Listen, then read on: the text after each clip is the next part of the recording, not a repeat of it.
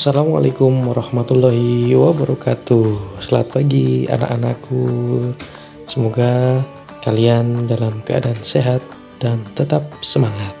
Oke, pada pagi hari ini ketemu lagi dengan Pak Derajat. Kita nanti akan belajar bersama tentang tema 2, yaitu menyayangi tumbuhan dan hewan. Subtema 4, menyayangi hewan, pembelajaran yang keempat. Baik anak-anakku sekalian, sebelum kita memulai belajar bersama, marilah kita berdoa bersama-sama. Bismillahirrahmanirrahim. Sudah siap nggih anak-anak? Kalau sudah, silahkan perhatikan gambar di bawah ini. Ya. Ada 4 gambar. Kira-kira apa ya yang sedang dilakukan Benny? Ya. Jadi di sini ada 4 gambar, bisa kalian lihat. Yang gambar yang pertama, Benny pergi ke toko ikan. Kemudian gambar yang berikutnya, Benny membeli ikan dan juga membeli makan ikan ya. Kemudian tidak lupa Benny juga membersihkan akuarium ikan supaya tidak kotor begitu ya. Nah, silahkan nanti kalian membuat cerita sesuai dengan gambar ya. Jadi menggunakan bahasa sendiri. Yang penting ceritanya disesuaikan dengan gambar ya. Ada 4 gambar di situ. Silahkan kalian nanti dibuat ceritanya, kemudian dicatat di buku tugas atau di buku tulis, kemudian dilaporkan kepada bapak atau ibu guru ya, dengan bahasa kalian sendiri sesuai dengan gambar ya. Pak Guru contohkan sedikit. Benny pergi ke toko ikan ya, kalian nanti bisa memakai nama yang lain. Kemudian Benny membeli ikan dan makanan ikan.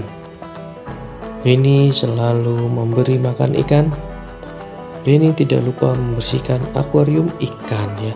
Itu contoh dari Pak Guru, nanti kalian bisa menggunakan bahasa sendiri ya. Yang penting sesuai dengan gambar. Yang berikutnya, sebutkan hal yang perlu diperhatikan dalam merawat ikan peliharaan ya. Kalian pasti ada yang mempunyai akuarium ya di rumah ataupun kolam ikan. Ternyata harus ada yang diperhatikan dan itu perlu apa saja ya. Yang pertama, kalian memilih akuarium atau kolam sesuai dengan ukuran ikan ya. Kalau mempunyai akuarium kecil misalkan, ya berarti nanti diberi atau diisi oleh ikan-ikan yang kecil, ikan hias yang kecil gitu ya. Kalau kolamnya agak besar, berarti ya ikannya agak sedikit besar lah. Yang kedua, 3, 4, dan 5 nanti juga silahkan kalian isi, minta bantuan orang tua ya atau kakak di rumah. Oke, selanjutnya perhatikan kata-kata dalam tabel berikut. Temukan minimal 8 nama ikan dalam tabel berikut ya. Jadi di situ ada tabel. Silahkan nanti videonya bisa di pause dulu atau di stop dulu, kemudian kalian mencari nama-nama ikan yang ada di tabel itu ya, minimal 8. Oke, bisa dimulai dari sekarang. Baik anak-anak, sudah menemukan ya, kurang lebih ada 8 nama ikan di dalam tabel tersebut. Yuk, setelah kalian catat, kita bisa koreksi bersama ya. Ada ikan apa saja di tabel ini? Silahkan perhatikan. Yang pertama adalah ada ikan lumba-lumba ya. Yang selanjutnya ada ikan mas. Kemudian ada ikan cupang. Ada ikan apa lagi? Oh, ada ikan lele. Kemudian ikan paus, ikan sapu-sapu. Nah, kita cari yang menurunnya. Apakah ada?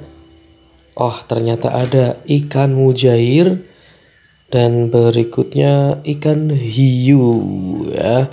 Itulah contoh atau nama-nama ikan yang ada di dalam tabel tersebut ya, meskipun jenis-jenis ikan itu banyak sekali ya, karena itu merupakan anugerah Tuhan ya. Jadi jenis ikan itu tidak cuma, atau nama ikan tidak cuma 8 tapi banyak sekali gitu ya.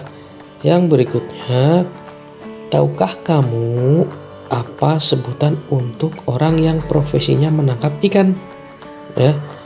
Orang yang pekerjaannya menangkap ikan. Ayo, siapa yang tahu? Betul sekali ya, dia adalah nelayan. Nelayan adalah panggilan terhadap orang yang bekerja menangkap ikan setiap hari.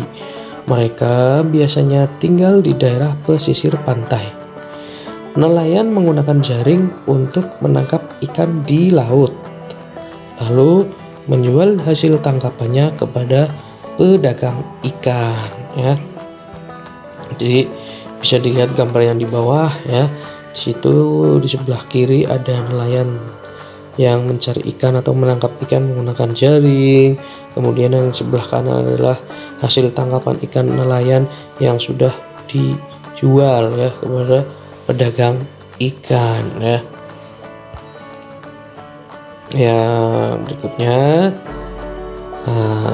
kita juga perlu memperhatikan ini. Menangkap ikan sebaiknya menggunakan jaring agar hanya ikan besar saja yang tertangkap. Orang yang tidak menyayangi hewan laut terkadang menggunakan bahan peledak untuk menangkap ikan. Menangkap ikan menggunakan bahan peledak akan merusak makhluk laut lainnya dan menangkap ikan yang masih kecil. Menangkap ikan sesuai kebutuhan dan hanya menangkap ikan-ikan besar saja termasuk sikap menyayangi makhluk hidup laut ya. Jadi gitu ya anak-anak ya. Diharapkan kalau menangkap ikan itu menggunakan jaring. Tujuannya apa? Agar yang terbawa atau yang tertangkap itu ikan yang besar saja, ikan yang kecil-kecil tidak ikut tertangkap ya. Jadi dibiarkan untuk berkembang biak supaya nanti bisa bertambah banyak dan juga bertambah besar, itu nanti baru bisa ditangkap, dan itu pun menggunakan jaring ya. Karena ada sebagian orang-orang yang tidak menyayangi hewan laut itu menangkap ikannya dengan cara yang tidak baik, yaitu dengan menggunakan peledak ya atau bom ikan. Itu tidak boleh ya. Kenapa? Karena nantinya akan merusak makhluk laut lainnya ya. Misalkan ikan-ikan yang kecil nantinya ikut mati, kemudian terumbu karang sebagai tempat hidupnya ikan juga nanti akan rusak ya. Jadi kita sebagai manusia juga harus menyayangi makhluk hidup yang ada di laut. Yang berikutnya ada disajikan 2 gambar ya. Tugasnya silahkan nanti disiapkan alat tulisnya. Apa saja profesi yang ada pada gambar tersebut ya. Tadi di awal sudah Pak Guru sampaikan ya.